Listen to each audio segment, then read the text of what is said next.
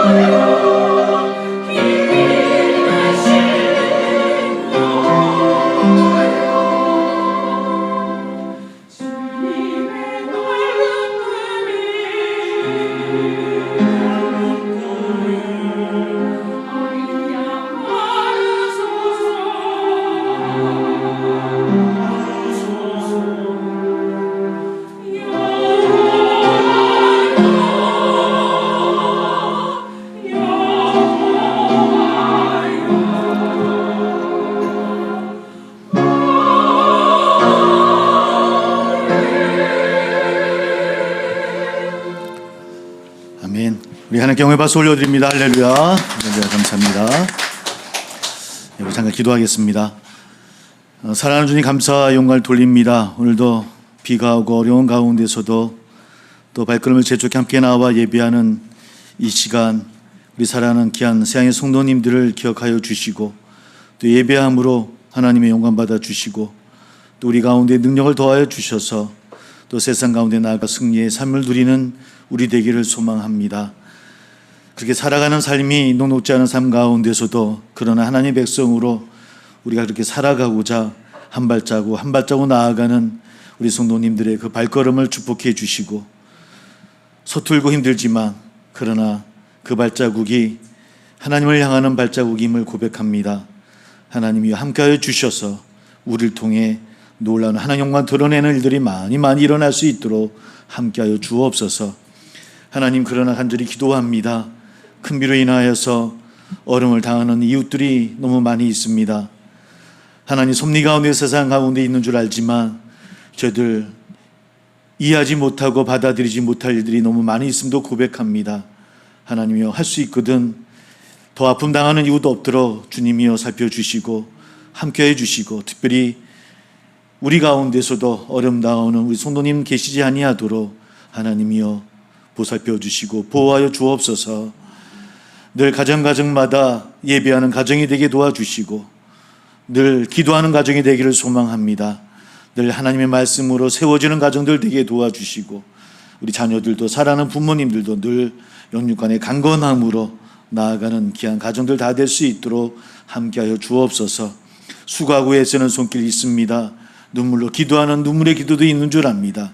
하나님 다 흡양해 주시고, 또 주 앞에 귀한 예물로 드려진 귀한 손길도 있는 줄 압니다. 다 하나님께서 흡양해 주시사 더 좋은 것, 더 많은 것을 채워주시고 나누며 베푸는 복을 허락하여 주옵소서. 예배합니다. 이 시간 복에 복을 더해 주시고 우리 주님만이 영광 받아 주시고 이 시간 하나님 앞에 나아가는 우리 발걸음 될 수 있도록 함께하여 주옵소서. 예수님의 이름으로 감사하며 기도하옵나이다. 아멘. 우리 서로 인사 나누겠습니다. 우리 하나님 은혜 안에 거합니다 라고 서로 인사 나눕니다. 예. 하나님 은혜 안에 거하는 우리 모두 되기를 주의 이름으로 소망합니다. 제가 거제를 온 지 한 18년째 되는 것 같습니다. 근데 처음에 거제, 지금은 그렇지 않지만 거제는 가장 좀 어려웠던 것 중에 하나가 밤 9시 정도만 되어지면 가게 문이 다 닫히고 거리가 어두워지는 거였습니다. 지금은 그렇지 않죠, 그죠? 지금은 홈플러스가 생기고 나서부터인가요? 거의 이 야간 밤의 문화가 좀 바뀐 것 같아요. 좀 환해졌다 그럴까요? 근데 그 전에는 한 9시만 되면 모든 가게들이 다 문을 닫고 거리도 좀 어둑어둑했던 것이 기억이 납니다. 도시에 있다가 여기를 내려와서 그게 굉장히 좀 어려웠어요. 보통 도시들은 8시, 9시에 퇴근하면 그때부터 생활이 시작되어져서 늘 뭐 젊은 분들은 1시, 2시까지도 생활했던 것이 기억이 나는데, 여기 내려와서 9시만 되면 컴컴해지니까요. 거리 나가기도 그렇고 이런 어려움이 있었던 것 같습니다. 여러분 기억나시는지 모르겠습니다. 6.25 전쟁 이후에 1955년부터 1982년까지 우리나라에 그러니까 야간 통행 금지가 있었습니다. 82년도까지입니다. 그때는 밤 12시부터 새벽 4시까지는 집 밖으로 나가면 안 되는 그런 때였죠. 그 시간에 다니는 사람은 도둑 아니면 간첩이다라고 얘기했습니다. 그래서 신고도 하기도 하고 막 그랬던 기억이 어렸을 때임에도 불구하고 기억이 납니다. 어쩌다가 통행금지 시간을 어기면 반범대원에게 붙잡혀서 뭐 경찰서에 끌려가서 조사도 받고 유청에 갇혔다가 새벽 4시가 되어서 풀려나는 일들도 많이 있었고요.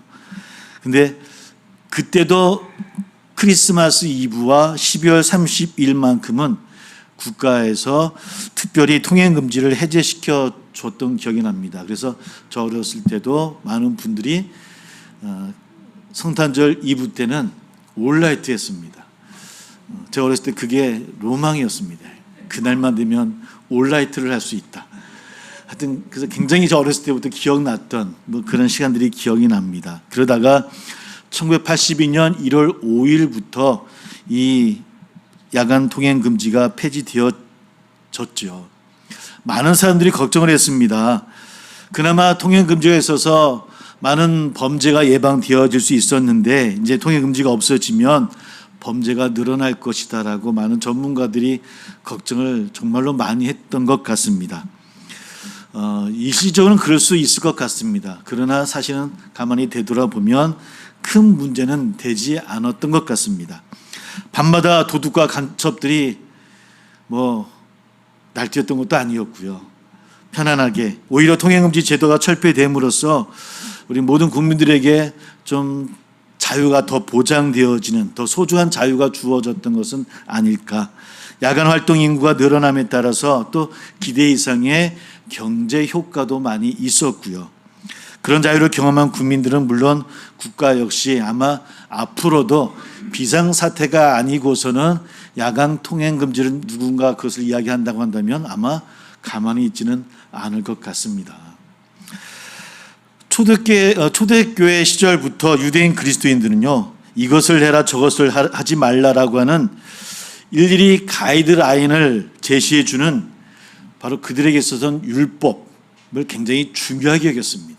왜냐하면 그 율법이 그들의 삶을 좋은 길로 또 바른 길로 인도해 주시는 것이다라고, 자신의 생활을 또 본인들의 생활들을 지켜주는 그런 규칙이다라고 생각했기 때문입니다.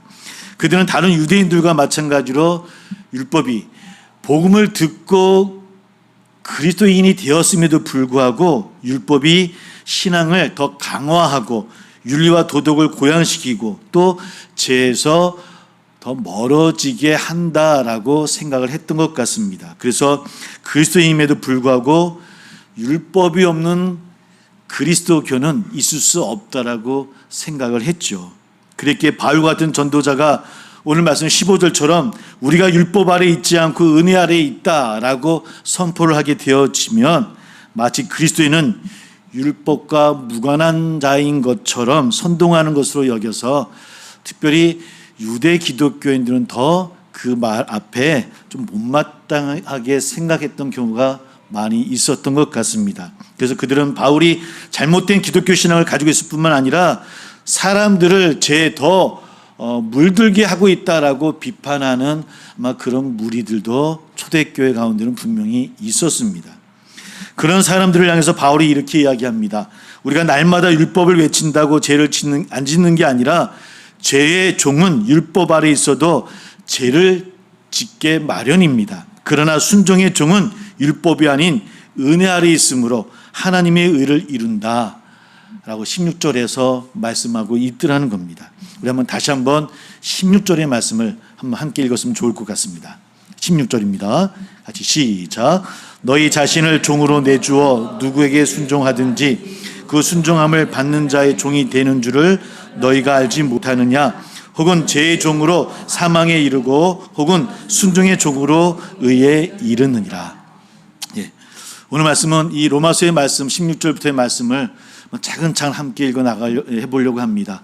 좀 지리하더라도 오늘 말씀을 한번 잘 살피는 시간이 되었으면 좋겠습니다.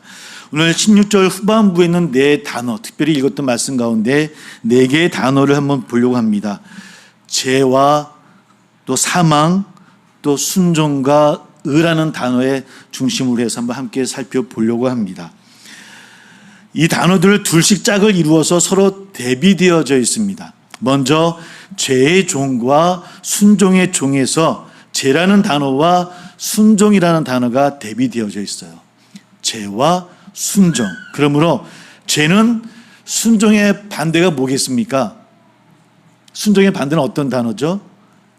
불순종. 꼭 죄를 곧 불순종이라고 이야기하고 있는 것 같습니다.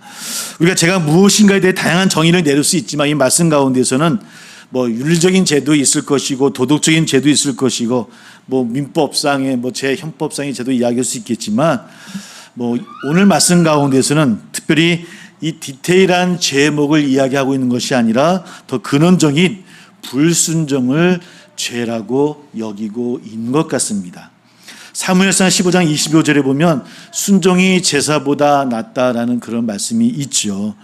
유대인들은 원래 하나님께 제사를 드려야지 제사하지 않으면 하나님 앞에 죄라고 생각했던 그런 민족이었습니다.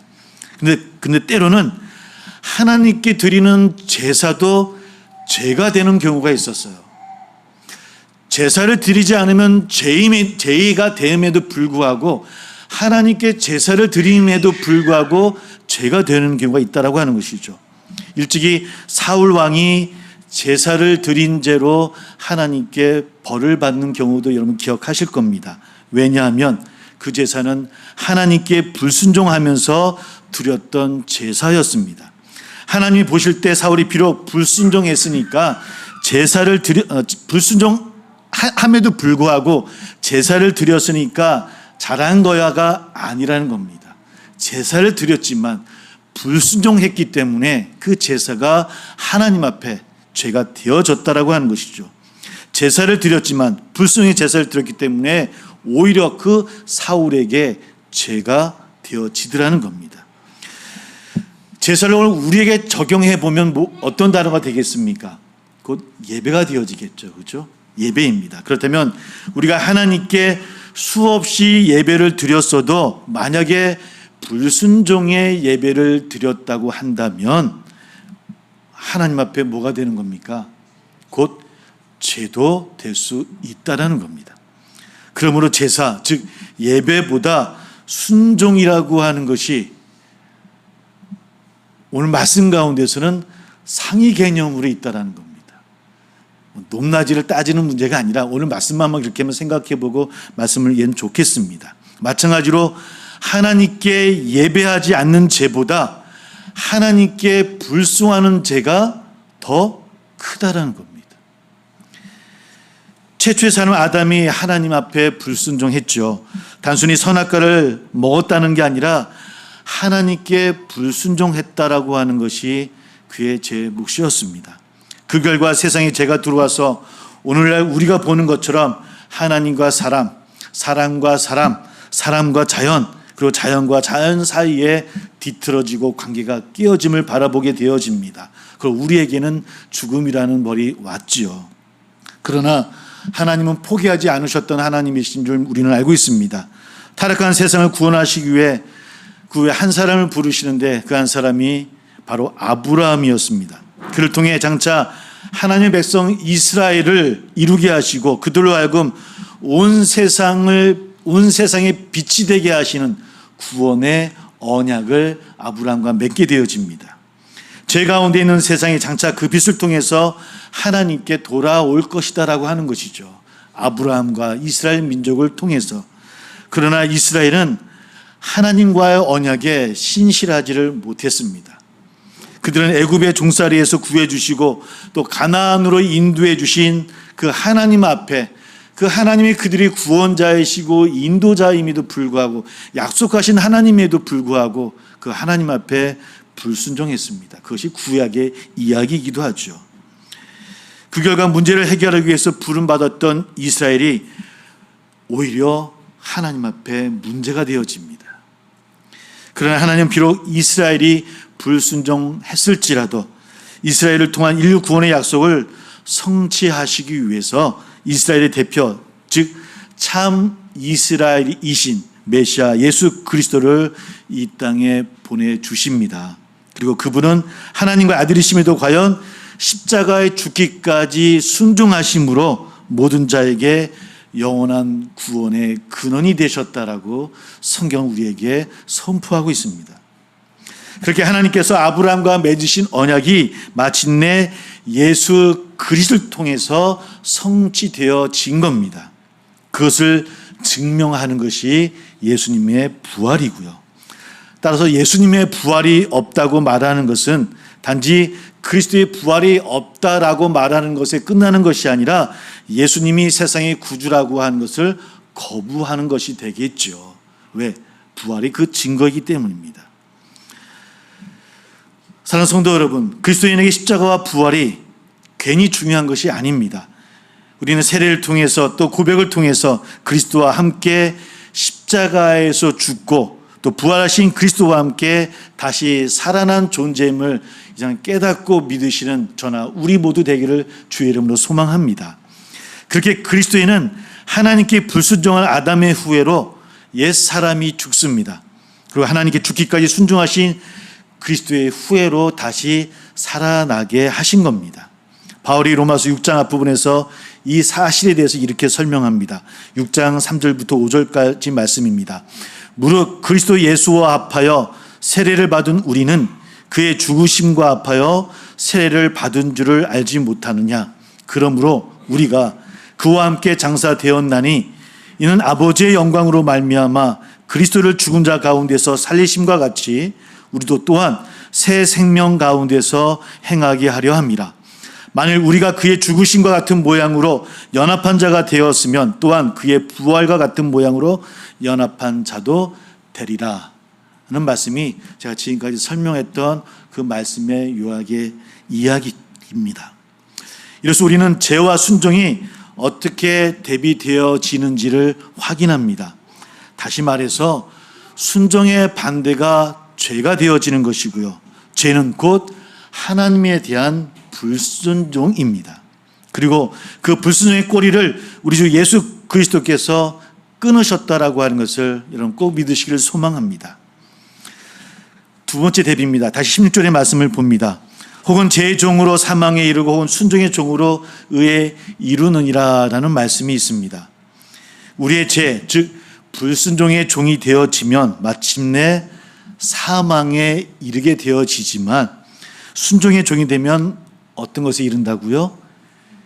의에 이른다라고 이야기를 하고 있습니다. 여기서 의는 사망의 반대가 뭐겠습니까? 생명입니다. 즉 의는 생명이 되어집니다. 일반적으로 의는 하나님의 의를 말하는 것이지 생명이라고 우리가 보통 말을 하지 않죠. 하나님 의라고 이야기합니다. 그런데 하나님의 의가 어떻게 생명이 되어지는 것인가?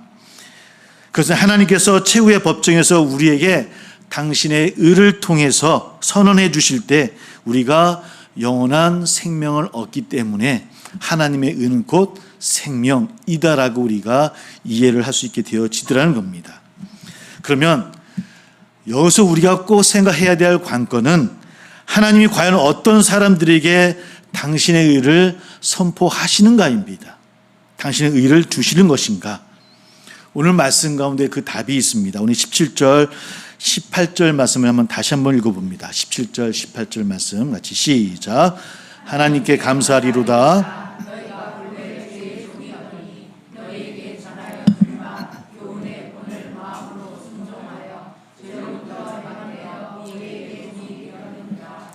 아멘. 오늘 말씀 가운데 교훈의 본을 마음으로 순종하는 자, 과연 어떤 사람들에게 당신의 하나님의 의를 선언해 주시는가? 그 답은 교훈의 본을 마음에 순종하는 자에게. 다시 순종이라는 단어가 나옵니다. 그 순종이 하나님을 이루고 그 결과 우리에게 영원한 생명이 주어진다라고 이야기를 합니다. 근데 아직 설명되지 않은 부분이 있습니다. 교훈의 본을 마음으로 순종하는 자, 이게 어떤 뜻인가? 교훈의 본을 순종하는 자에게 하나님의 의를 선포함으로 우리에게 영원한 생명이 주어지는데 그럼 교훈의 본을 순종하는 자는 대체 무엇일까? 우리 17절에서 보듯이 교훈의 본을 마음으로 순종하는 사람이 곧 죄로부터 해방되어서 의의 종이 되기 때문입니다. 즉 교훈의 본을 마음으로 순종하는 사람이 최후의 심판에서 하나님의 의를 얻어 영원한 생명을 얻게 되어지는데 대체 이 교훈의 본이라는 게 지금 무엇일까? 그리고 이것은 우리의 공로가 아니라 하나님의 공로인 것 같아요. 17절 보면 시작하면서 하나님께 감사하라라는 이야기가 나옵니다. 만약 교훈의 본을 그 마음으로 순종한다고 하는 것이 우리의 공로가 되어진다고 한다면 굳이 하나님께 감사하라는 단어는 없을 거예요. 문장이 필요 없겠죠. 도리어 우리가 자랑해야 되지 않겠습니까? 우리가 잘했기 때문에 얻어지는 것이다라고 이야기를 해야 되는데 오늘 말씀은 하나님의 은혜로 또 하나님이 주신 것이기에 감사하다라고 감사해야 된다라고 말씀하고 있다라고 하는 것이죠. 그리고 교훈의 본을 마음으로 순종하는 것은 오직 하나님의 은혜인데 그 교훈의 본은 두 글자로 해석해 보면 복음이다라고 우리가 이해하면 될 것 같습니다. 더 구체적으로 말하면 하나님의 아들 예수 그리스도의 복음, 즉 우리가 무엇을 감사해야 되느냐? 바로 이 복음이 우리에게 전해졌다라고 하는 것. 그 복음이 전해져서 우리가 스스로 만들어낸 것이 아니라 하나님께서 우리에게 거저 주신 그 은혜를 마음으로 믿는 것, 받아들이는 것.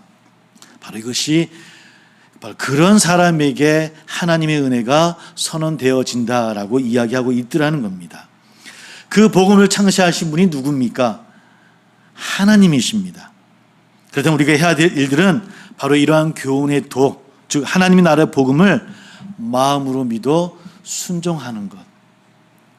마음속으로 순종하지 않으면 단지 겉으로만 순종하는 것처럼 거룩한 목소리를 낼 수 있고 거룩한 옷을 입을 수 있고 거룩한 제스처를 취할 수도 있겠지만 그런 것이 아니라 마음으로 믿어서 순종하는 것이라고 하는 겁니다.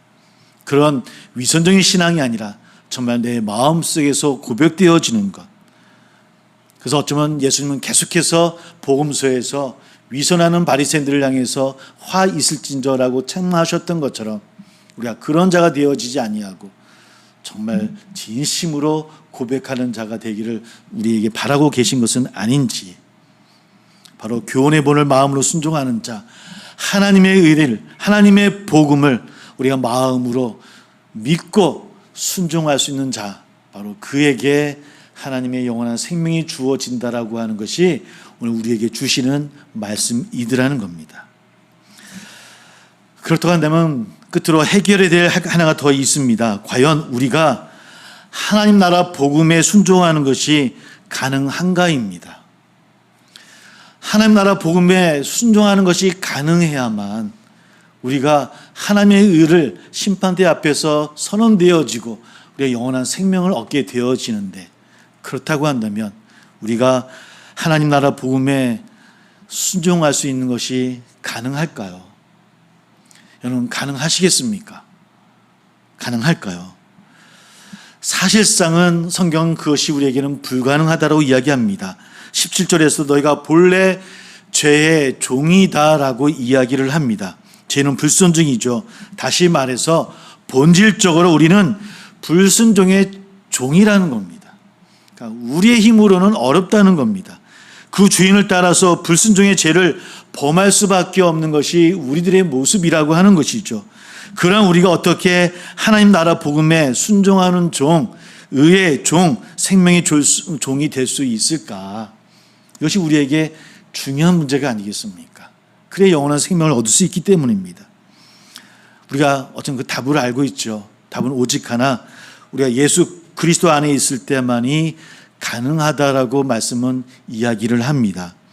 왜냐하면 그분이 하나님의 아들로서 십자가에 죽기까지 하나님께 순종하신 유일한 순종의 종이 되시기 때문입니다.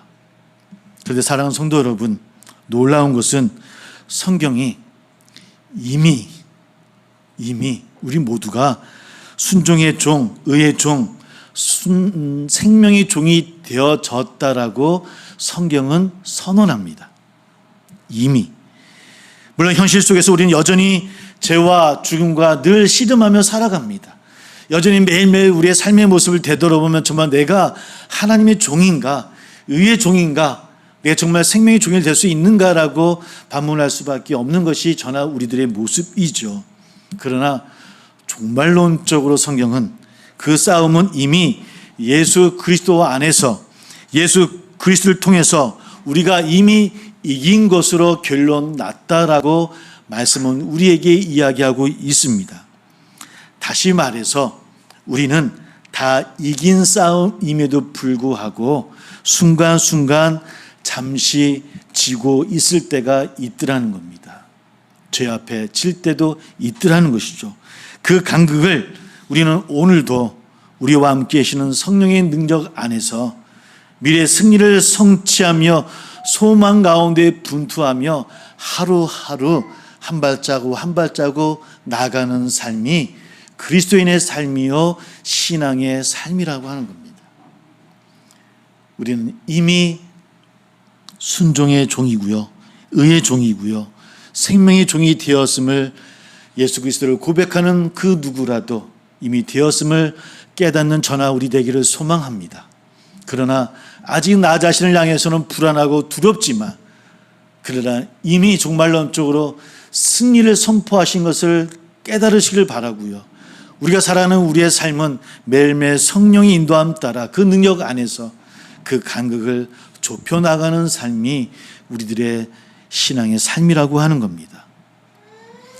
그 사실을 율법 아래에 있는 사람들은 절대로 알 수 없다라고 하는 것이 오늘 사도 바울의 바로 선포입니다.